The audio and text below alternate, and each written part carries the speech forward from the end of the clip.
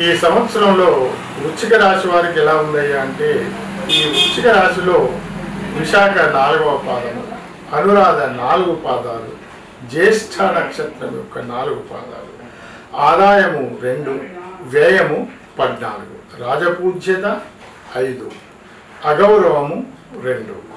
ఈ రాశి వారికి గురువు ఎలా ఉన్నాడు ఈ విషయము మనం పరిశీలించినట్టయితే 13 మే 25 వరకు, మరలా 19-10-25 నుండి 4-12-25 వరకు వృషభ కర్కాటక రాశుల్లో 7వ 9వ స్థానాల్లో చాలా శుభ ఫలితాలు, రాజకీయ వ్యవహారాలు జయము, ఆరోగ్యము, అవిష్ట కార్యసిద్ధి, ధనలాభము, గృహలాభము, భోజన, స్త్రీ సౌఖ్య, కులాచారములకు శ్రద్ధ వహించుట కలుగుతాయి. మరి తేదీ 14 మే 25 నుండి 18 అక్టోబర్ 25 వరకు, మరలా 5-12-25 నుండి సంవత్సరాంతం వరకు 8వ స్థానంలో గురువు వచ్చినట్లయితే అశుభ ఫలితాలు ఇస్తాడు.